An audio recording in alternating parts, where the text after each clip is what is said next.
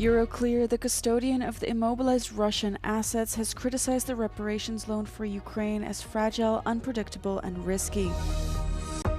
Netflix has announced the definitive purchase of Warner Bros. Discovery in a nearly $83 billion deal that includes HBO and HBO Max.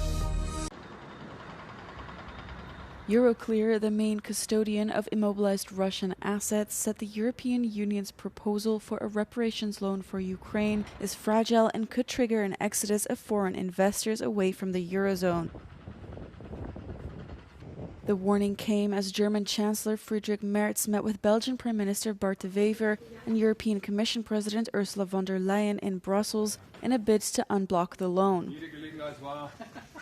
Euroclear is based in Brussels, making Belgium the cardinal vote in the debate on funding Ukraine ahead of a crucial summit on December 18th.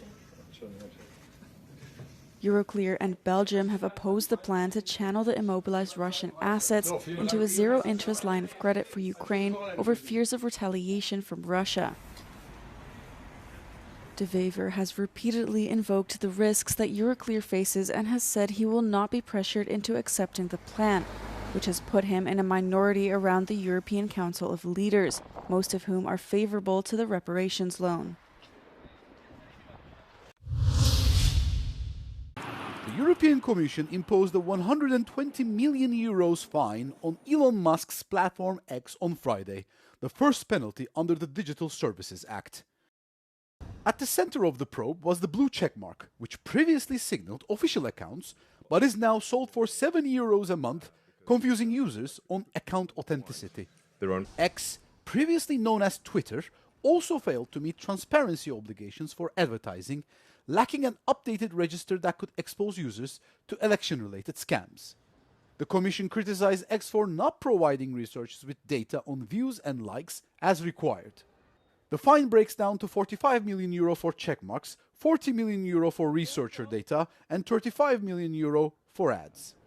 The fine is well below the maximum 6% of global turnover, unlike previous larger fines on Apple and Meta.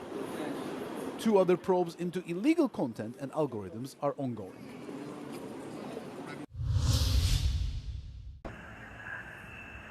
A record 48 teams will take part in next year's World Cup, set to kick off in Mexico City in June.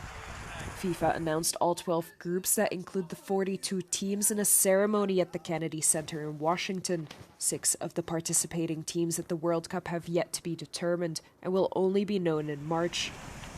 The World Cup welcomed a lot of newcomers, with Cape Verde, Jordan, Uzbekistan and Curacao all appearing in the football's premier event for the first time. During the ceremony, US President Donald Trump was awarded the new FIFA Peace Prize by FIFA President Gianni Infantino, a close Trump ally. Infantino praised Trump for promoting peace and unity around the world. However, critics noted that the award's timing coincided with the Trump administration's campaign of strikes in the Caribbean targeting alleged drug smugglers, and also comes just days after Trump referred to Somalia as, quote, garbage.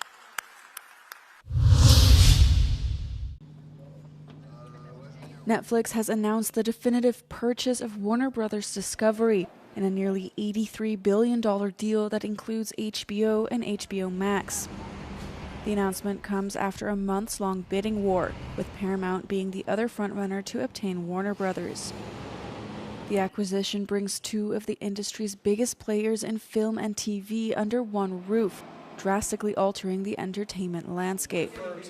Netflix said the merger would optimize subscription plans for consumers and give them more titles to choose from. Still, the deal will draw significant antitrust scrutiny, with critics warning that consolidation across the industry will mean less variety of content and fewer choices for consumers down the road. The merger could also mean bad news for movie theaters and those who work in them. Cinema United, a trade association that represents more than 30,000 movie screens in the US and another 26,000 screens internationally, said the deal and the streaming business model in general threaten the global theatrical exhibition business.